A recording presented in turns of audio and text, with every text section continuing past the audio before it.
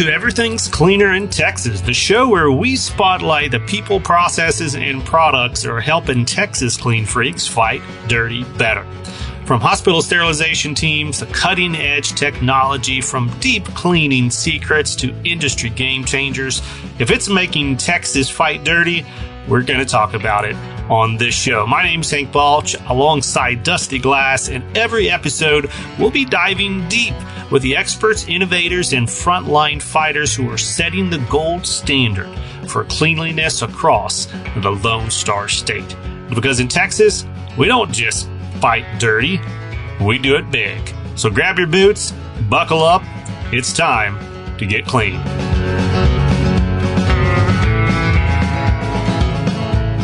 All right, Texas Clean Freaks. My name's Hank Balch. I'm in studio, as always, with Dusty Glass. You're listening to Everything's Cleaner in Texas, the Texas podcast about clean freaks out there fighting dirty every single day in ASCs and acute care facilities and clinics across the greatest state in the contiguous 48 states. I'll make an exception. Alaska's pretty big out there, so we won't say the biggest, but I'm comfortable saying Texas is the best. You know, if you don't like it, you can send hate mail somewhere else.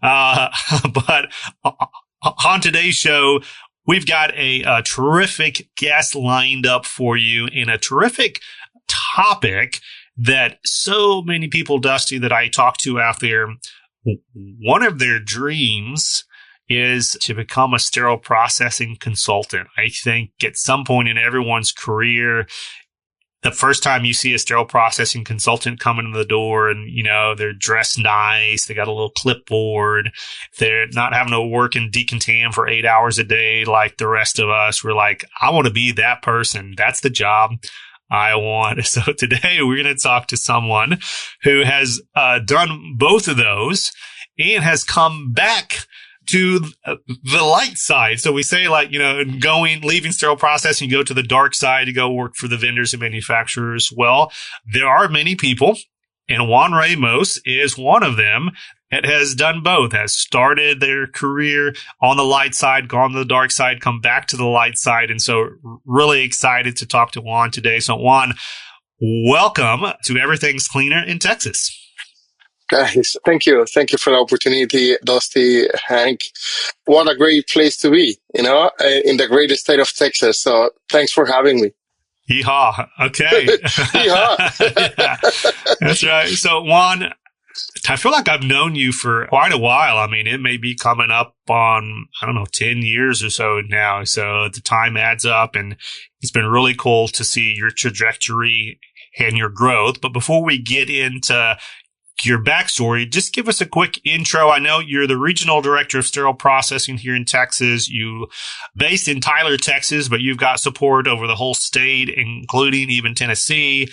Talk to us maybe about how you ended up in Tyler. And for anyone that's tuning in Texas that is not familiar with Tyler, like, tell us a little bit about the city. Absolutely. You know, they say that Texas, you alluded, is the best state. So within that best state, there's always a best city and a best region. And within that is the East Texas region. So I ended up back in Tyler, Texas, back in 2001.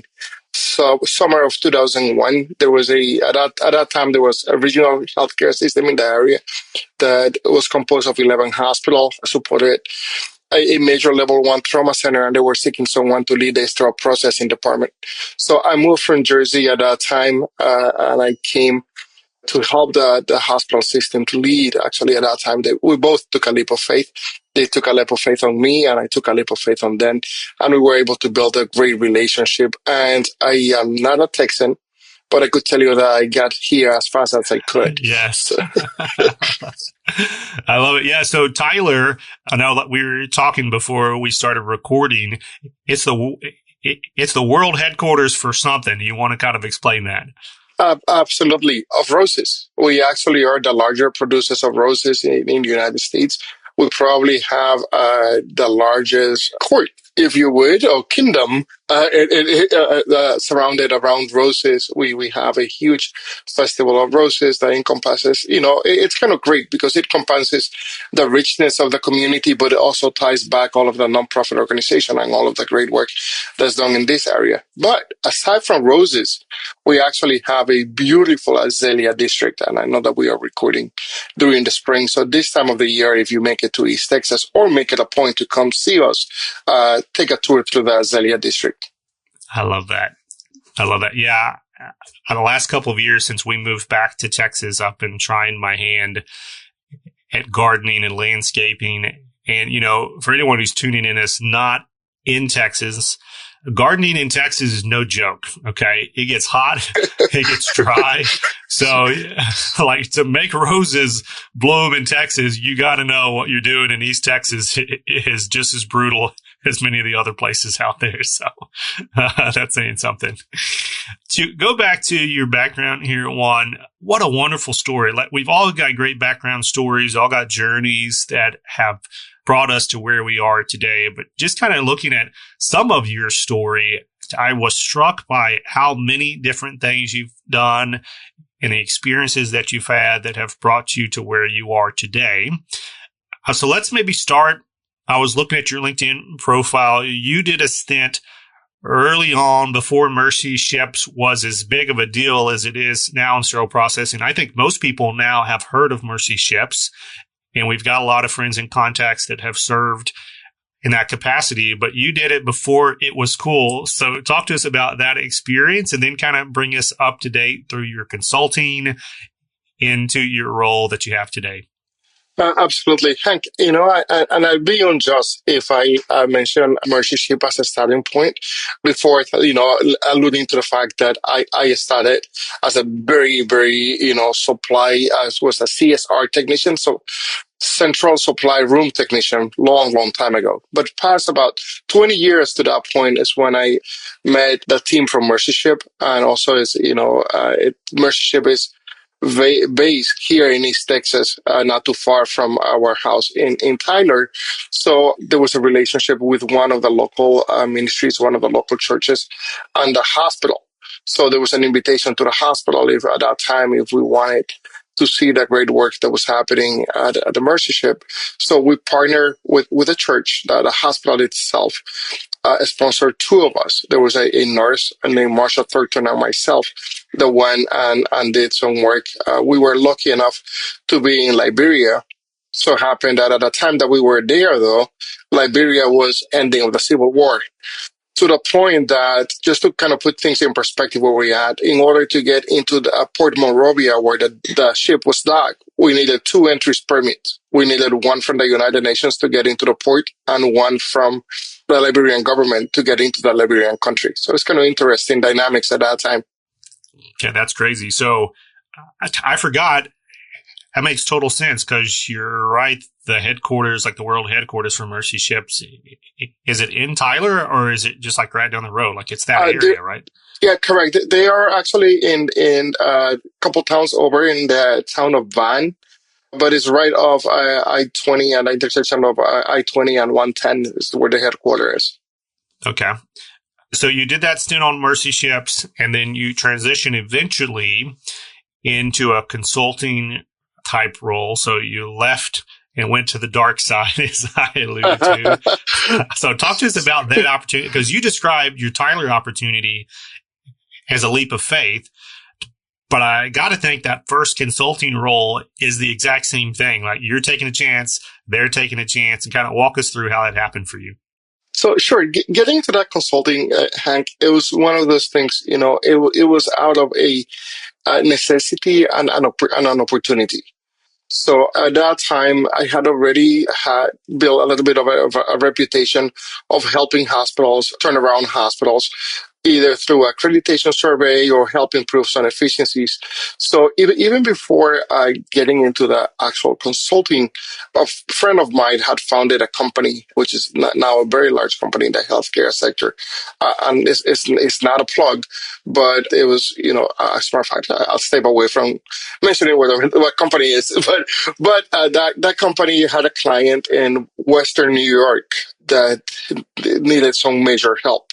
and I was invited to support them and to help them. And that was actually the great opportunity, being able to work in an environment I had not worked before as a consultant, helping at that time if a labor management relationship.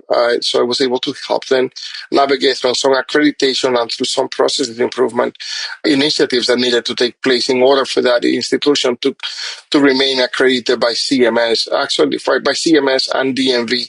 So that was the first time actually I experienced working with a DMV as a surveying agency. But at the end, they were working on behalf of CMS under those conditions of participation. From that, it was just kind of when, from consulting job to consulting jobs, you kind of build a little bit. It's one of those things. Consulting ended up to be a relationship-based business and delivering on results, helping clients. It's always about the client, just like everything is, about the patient in healthcare. The same thing is in consulting. We focus on the patient. We focus on the outcome. We help the customers identify what the root cause of the problems are. And for us, is kind of walking side by side that path. We do not have a magic wand in consulting. However, what we do have is a desire to help our partners, our hospitals, and mostly the patients that those hospitals serve. One thing that I wanted to mention real quick is that there's and maybe we talk on this later, but there's a misconception that consultants are outsiders. We are not outsiders. We are your health system once we put our foot inside the door. And as a matter of fact, we are your health system before we put our foot on the door, where we are reviewing the contracts, we are reviewing the mission statements, or we are reviewing a statement of work. We make a very conscious decision that we absorb and we become the entity before we step our foot inside. Yeah, it's great to hear that, Juan, because I had a similar beginning to my story as well. When I got out of the Army, I really was like, I really I want to get into this area that I had seen, in the military. And, as a technician, when you get to a certain level, and you want to take that next step into management or that upper leadership level, sometimes you have to find someone that gives you that chance, like you were saying, that gives you that opportunity to prove yourself. And for me, that was in traveling.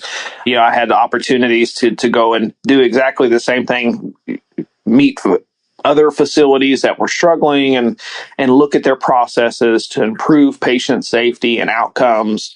And if it wasn't for those facilities that looked at me and said, hey, you know what? We're going to give you that opportunity to come and prove yourself here, I wouldn't be the leader I am today. And I give that, that I think that when you hear technicians and sometimes consulting, traveling, your heart kind of falls out a little bit. You're like, oh no.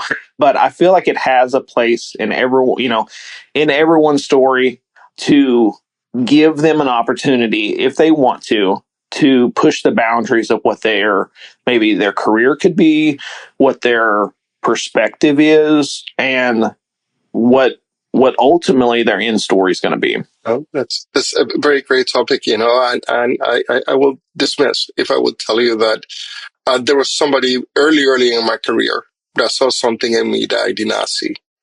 And that actually was the spike. It was an OR director when I still was a CSR tech. And I kept going back because there was a central supply room technician at that time. And this guy actually saw me on the hallway one day and he called me to his office. He asked me, if I knew the piano man. Actually, he asked me if I knew who Billy Joel was. I was like, no, I don't. He was like, do you know the piano man? I was like, no, I don't. So he actually played the piano man. And he said, well, every time I see you, doing an exchange card, you remind me of the piano man. And I was like, what are you talking about? So he played it and he goes to this portion of the piano man that say, what the heck are you doing here? And he went through explaining it. And what happened at that time was that he saw a spike on me that I had not seen on myself. What I saw on me was a student doing two weeks or 3 weeks of summer work to get an extra couple of $100. But this guy with a very critical eye saw potential in me. And that very moment actually changed that perspective. I changed an interest in the sterile processing field that has, that led to what my career is today. So, yeah, absolutely, someone taking the leap of faith and then also recognizing our needs. And then, of course, working with mentors and partners and individuals that trust us and surrounding ourselves of that with the right people actually is very important. Yeah.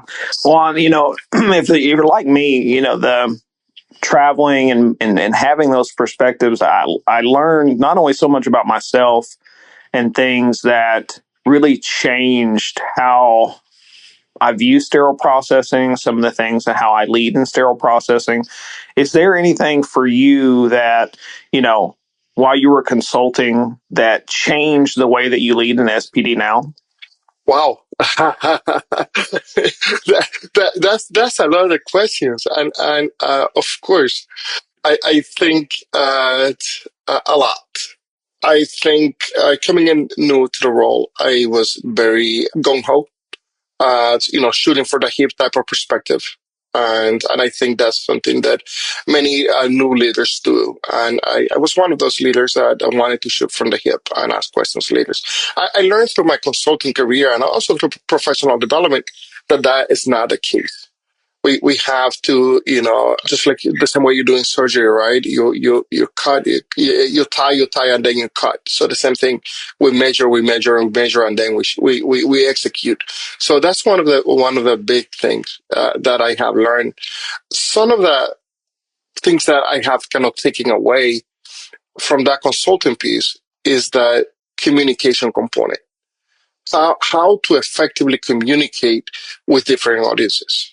Coming into this particular role, I was trained and my vocabulary was healthcare vocabulary limited to the operation of the SPD, which was, trade turnover, but that was very limited to that. What I learned through that consulting was that the same trade turnover, I could say it in 4 or 5 different times, depending on who my audience was. So I had to change the language to tell my OR manager that I did not have a tray and that she was going to have to wait for a turnover. That message was slightly different when I went to the OR director, or that message was significantly different when I went to the CNO, and way significantly different when I went to the COO to seek for the funds. So same message, however, different delivery. And I think that's one of those things that I have learned in the consulting component is that I'm bringing that back to the healthcare side now, is being able to articulate the needs of the department depending on the venue where I'm at. I love that comment about the vocabulary piece of this one, because it's not just about, sounding, being able to speak peer to peer. It's part of that, because that's really important to your piece. Like, we don't want to be using completely different words and concepts that are internal to sterile processing that are not translating well to the OR, but there's the peer-to-peer level, but then there's that higher level connecting the dots between the C-suite, like you alluded to, even like, surgeons sometimes have different categories of language that they want to speak to, but it's really hard as a sterile processing leader if you're not interfacing with those people on a daily basis outside of just the day-to-day. It's hard to grasp the different nuances and perspectives like a consultant would get, because you're in these meetings, you're not in the middle of the workflow trying to get the work done necessarily. Like, you're sitting down finally and everyone's paying attention. Y'all can talk, peer to peer and say, what is your challenge here? And then hearing them describe their frustrations or their challenges or their priorities, you can soak all of that language and that vocabulary up and then redeploy. And that happens again and again and again, facility after facility, contract after contract. And then by the end of a couple of years consulting, you've got this whole new dictionary and vocabulary that you can speak. This is a word I'm going to use, but I kind of want to ask you a question on it. You can speak more confidently in whatever scenario it is that you're confronting. How much do you feel like through your consulting experience did you gain in clinical confidence? And how would you encourage the sterile processing leader or technician here who maybe they don't have the opportunity to go out consulting out there. But how would you encourage them to gain that same level of confidence if you feel like that's a valuable trait?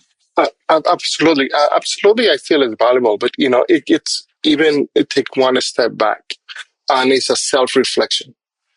As what is who I am, how do I communicate, what are the strengths and what are the weaknesses on what I have as a leader, whether I'm managing, whether I'm a supervisor, or whatever step on that career path I am, is that constant assessment. The other piece that's very crucial is understanding your team, understanding what is important to your team and how they communicate also. Because I could, and this is a reflection, I have been in meetings that are significantly different audience, similar audiences, but different interests, where we are discussing accreditation, whether it's a Joint Commission accreditation, or whether it's a condition of participation by CMS, or whether it's the health department either acting on their behalf or on the behalf of CMS, depending on what the situation is. But the way that the teams communicate is different among themselves. So it is being flexible and always seeking to improve ourselves. It's always learning. The more we learn about us, the better we prepare ourselves to deal and to present at the different venues, if that makes sense. So it's that big, deeper, constant reflection that we should be doing, whether we are, an entry-level technician, whether you are an educator, a facilitator role, whatever role we are in our career. Never, never, never stop making that self-assessment and continue making the most important investment you can make in your life, and it's the investment in you. You cannot be the great spouse, a great partner, a great dad, a great son, or a great executive if you do not invest in yourself. Juan, I love that. What's funny is I use kind of an adage that's a little bit different than that, but it's always whatever you put into something is what you're going to get out of it. And I feel like a lot of times that we always think the grass is greener on the other side, where typically it's where you water it, right? Hey, I'm a farmer. You start by planting a seed. And I can tell you, I planted coconuts 2 years ago, and it's a variety of coconut that it's very fast. Normally, the coconut takes 8 to 10 years. These are Brazilian coconuts, and I'll be having coconuts, this summer. So, but it's a lengthy process. It's a continuing investment. It's preparing the soil for what you want to sow, and I think we could do that professionally.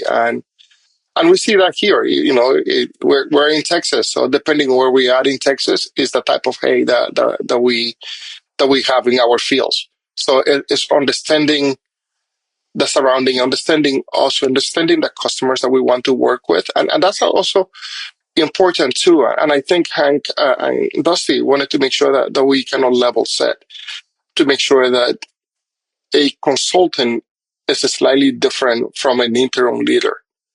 So an interim manager is not always a consultant. So that's just to make sure, depending on the needs of the department, is that the capacity that you're serving in. Not everybody that comes to your healthcare system is a consultant. You might be facing the need for an interim manager, an interim supervisor. Well, those are interim positions that are serving an interim role. Usually those are not involved with a strategic component that the consultant is usually involved. A lot of times, though, you have consultants that are very qualified to be on both roles.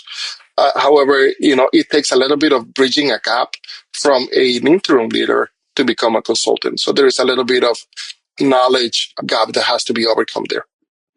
And Juan, when you're kind of talking about that, can you dive in a little bit more onto what some of those maybe myths, maybe they're just misconceptions when you're talking about, like, is this an interim leader or is outside consultant coming in? Of what they would have for some of these SPD consultants? Sure. One thing is that sometimes people think consultant is a fix-it-all guy. And reality, a consultant is someone that help you and your organization identify cost problems.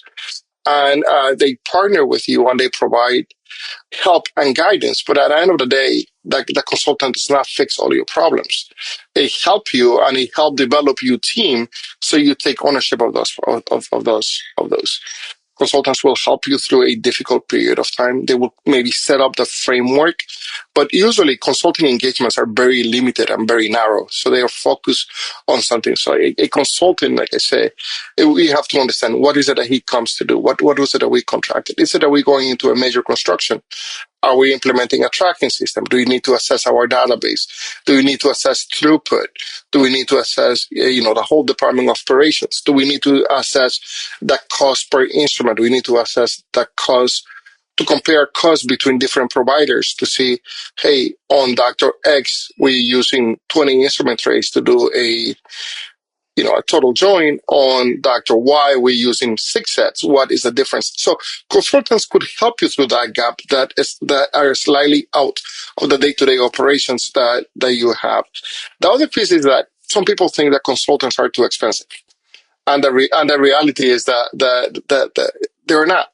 If you look at it, consultants are an investment on your healthcare system. So it's just that. If you look at it, consultants bring, in most instances, and I could tell you about mine specifically, in most of the engagements that I serve as a consultant, we were able to deliver tangible financial benefits to the organization. And that's outside of regulatory compliance. That outside from turning a healthcare system that had to cancel doing elective surgery because of non-conformities through the accreditation agencies. That is not to cancel that, to count that trust factor in the community. So a lot of times when any healthcare system faces challenges outside of the day-to-day operations, consultants bring an added value to that. And one piece that a lot of people don't talk about is that a lot of times, although it's not a prescription to fix the problems, but as part of restoring conditions of participation, there is an implicit guidance from the regulatory agencies that you seek an outside expert to help you through a difficult time. And that's where the consultant comes in, not the interim guy. The interim guys come to help you do the day-to-day operation, to help you maybe mentor a leader that you have that has some deficiencies. The consulting guy is the one that assesses the process and can help you and work with you developing that roadmap. So that's the slightly difference. And I think today in the industry, we continue to misuse that the term consultant and interim leaders kind of going both ways. The other piece is that, the whole goal of a consultant is to support the SPD leaders in place and to support the health system. They do not come to take jobs away. They do not come to create a magic formula to reduce FTEs. If anything, the whole goal as a consultant, and we're speaking specifically about the SPD space, although we could, address this in different venues, but the whole goal of the consultant is that when his engagement is finished, you have the foundation to sustain business. Remember that consultant may just like you as an SPD manager or as an SPD or leader, whatever your role is, you have an obligation to your family to provide for them. Well, the consultants do too. And the way they make ends meet and they provide to the family is based on referral basis, which is on their reputation. Did they come in? Did they deliver? Was I able to return my upgraded rooms into an operational mode? Am I able now to account for all of the extra hours of work that was getting done with the excess inventory? Did we remove the excess inventory? Did we look at the compliance issues? I mean, right now it's a very hot topic, and there's many consultants going around. Did we address, our problems with quality of water? Did we address the quality of the steam? Those other components. And I know there's a new standard out, which I was lucky enough to be, to help write it as still 108. But, our healthcare system is going to need consultants to help them probably. And it will not be that interim leader, but it will be someone to help them, analyze the gap of what happened with standard 108 or whatever standard that the organization might have adopted. One thing to keep in mind is also, and also consultants help health system understand the commitment to, what is best practice what is an standard, what is a norm, what is an accepted practice. There's a lot of misconception between that, and consultants can help bridge that gap. All right, Juan, I can tell you right now that we're going to have to get you back on another episode because this consultant topic is so important and deep. And even, just some of the applications, like you just brought up the water quality, huge priority across the country and obviously in Texas today, sterile processing departments. But I'd love to talk, a future episode about, hey, how do you work well with consultants? I think in my own personal consulting career, I just heard from so many health systems who had a bad experience with consultants. But then you start kind of asking, well, how collaborative were you with the consultant? And then you realize they didn't want the consultants there to begin with on the ground floor. And so they fought against them. They didn't give them all the data. They didn't tell them all the story about what's going on. And then, no surprise, the consultant wasn't very helpful because it was combative from the very beginning. So there's all those kinds of things that's just one example, but I would love to dig in depth and really outline like what does true value look like with this collaborative view. If you were to structure it like Dusty has said on previous episodes, if you were to want to have a consultant come in on a regular basis, maybe once a quarter or twice a year, how do you set up those structures to be most effective? But today, unfortunately, we have run out of time. And we have accomplished what we wanted though, Juan, which was to tell a big part of your story and to highlight your passion and expertise in this space and the impact that you're having, thankfully here in the great state of Texas, but obviously around the country and all of the visits that you've supported through the years. I know that you're very active, as you alluded to, in the AAMI committees. You're very active in the certification organizations, HSPA. I want to thank you on behalf of Dusty and myself. Just everything that you've done, obviously the industry, but also for your few moments today to share that passion with us. Thank you, guys. I want to make sure that we don't close this today before thanking you, but also reminding anyone listening to the podcast that consultants are your partners. Consultants are an external set of eye that help you improve process. They help you identify gaps. If you look at it, I always refer back to Secretariat. And I know that this year the HSPA is going to be hosted in Kentucky. But, I always think that when we are in our area of comfort, we're in our departments, we become like a racing horse. We get blinders on and we get so focused on the day-to-day operations that we forget about the peripheral components. And an external set of eyes could help identify and help your healthcare system see the things that you are missing on the periphery that are impacting your day-to-day operations.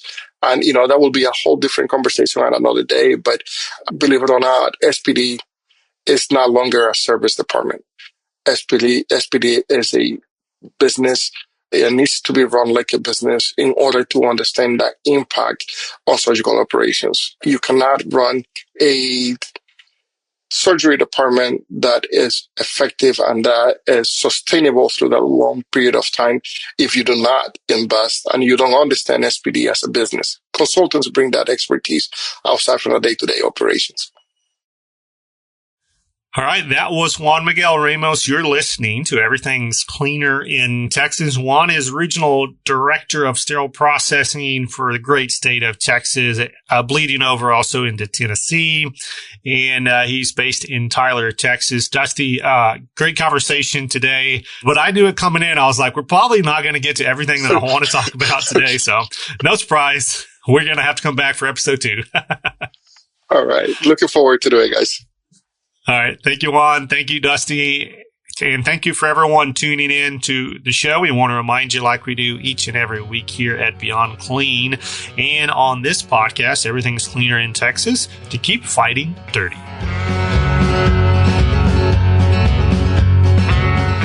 All right. right. If you love today's conversation, be sure to subscribe and leave us a review, because this fight against bioburden is as big as Texas. If you've got a sterile processing tip, story, or even product that's making it easier for Texas clean freaks to fight dirty, we want to hear about it. Connect with us on social media anywhere you find Beyond Clean. That's Facebook, LinkedIn, X, and YouTube. Until next time, lasso up those dirty trays and saddle up those sterilizers, because we're about to show the world why everything's cleaner in Texas.